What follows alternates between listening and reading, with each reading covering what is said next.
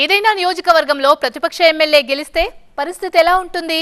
పేరుకే శాసన సభ్యత్వం, పెత్తనమంతా అధికార పార్టీ నేతలదే అన్నట్టుగా ఉంటుంది. కానీ అక్కడ సీన్ మరోలా ఉందట.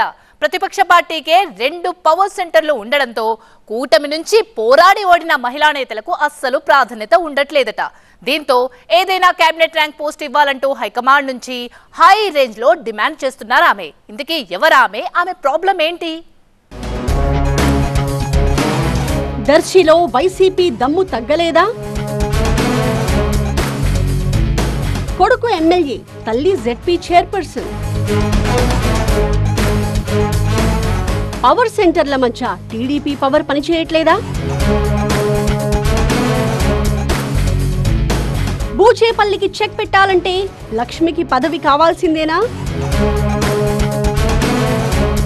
ఎన్నికల ముందు నుంచి ఆసక్తికరంగా సాగిన దర్శి రాజకీయం ఇప్పుడు మరింత రసపట్టుగా మారింది. వైసీపీ నుంచి సిట్టింగ్ వేణుగోపాల్ బదులు మాజీ ఎమ్మెల్యే డాక్టర్ బూచేపల్లి శివప్రసాద్ రెడ్డి బరిలో నిలిస్తే, తొలిసారి టీడీపీ నుంచి మహిళా నేత డాక్టర్ గొట్టిపాటి లక్ష్మి ఇక్కడ పోటీ చేశారు. ఇద్దరు డాక్టర్లు రాజకీయ కుటుంబాల నుంచి వచ్చిన వారు కావడంతో పోరు రసవత్రంగా సాగింది. అయితే రెడ్డి, కాపు సామాజిక వర్గాలు గెలుపోటముల్ని నిర్దేశించే స్థాయిలో ఉన్న దర్శిలో 90.91% పోలింగ్ నమోదవ్వడం కూడా రికార్డే. అయితే చివరాఖరికి విజయం మాత్రం వైసీపీనే వరించింది. బూచేపల్లి శివప్రసాద్ రెడ్డి 2466 ఓట్ల స్వల్ప మెజారిటీతో గెలుపొందారు.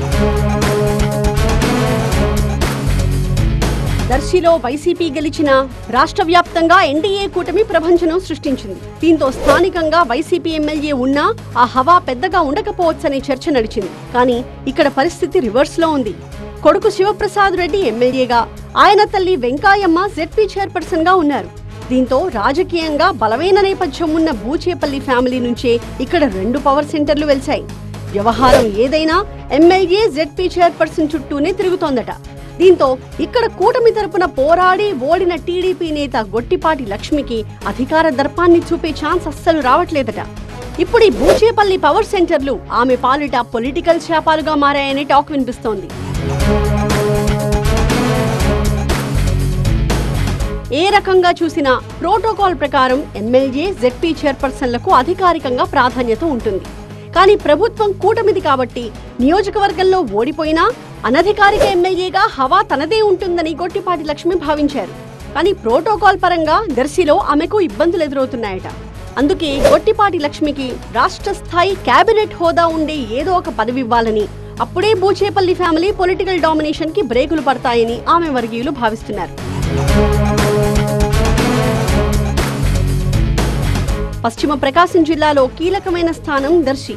ఇక్కడ వైసీపీ, టీడీపీలకు ప్రస్తుతం సరిసమానంగా క్యాడర్ బలం ఉంది. గత 60 ఏళ్లలో ఇక్కడ ఏ సిట్టింగు వరుసగా గెలిచింది లేదు.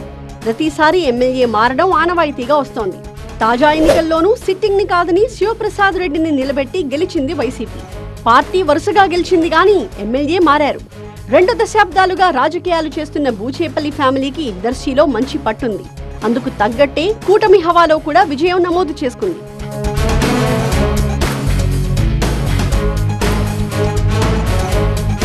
రెడ్డి, కాపు కాంబినేషన్ ఎక్కువగా ఉన్న ఈ సీటుని పొత్తులో భాగంగా టీడీపీకి వదిలేసింది జనసేన. పోటాపోటీ మధ్య అనూహ్యంగా నరసరావుపేటకు చెందిన డాక్టర్ గొట్టిపాటి లక్ష్మికి టికెట్ దక్కింది. ప్రస్తుతం మంత్రిగా ఉన్న గొట్టిపాటి రవి లక్ష్మికి బాబాయ్ అవుతారు. ఇంకేముంది, ఈజీగా గెలిచేయొచ్చు అనుకున్న లక్ష్మికి ఓటమితో షాక్ తగిలింది. అయినా సరే ప్రభుత్వం మనదే అంటూ నియోజకవర్గంలో కలియ తిరుగుతూ అధికారిక కార్యక్రమాల్లో ఆమె సందడి చేస్తున్నారు. ఎంత చేసినా బూచేపల్లి పవర్ సెంటర్ల ముందు మాత్రం నిలబడలేకపోతున్నారు లక్ష్మి. అందుకే తనకేదైనా పదవిస్తే మరింత బలంగా ముందుకు వెళతానని చెప్తున్నారు. రాష్ట్ర మంత్రిగా ఉన్న తన చిన్న అన్న గొట్టిపాటి రవి ఆశీస్సులు కూడా ఉన్నాయి కాబట్టి త్వరలోనే ఆమెకి మంచి పదవి దక్కడం ఖాయమనిపిస్తోంది. అలాగైతే బూచేపల్లి కుటుంబానికి చెక్ పెట్టడం పెద్ద పని కాదంటోంది దర్శి టీడీపీ క్యాడర్. మరి చూడాలి ఏం జరుగుతుందో.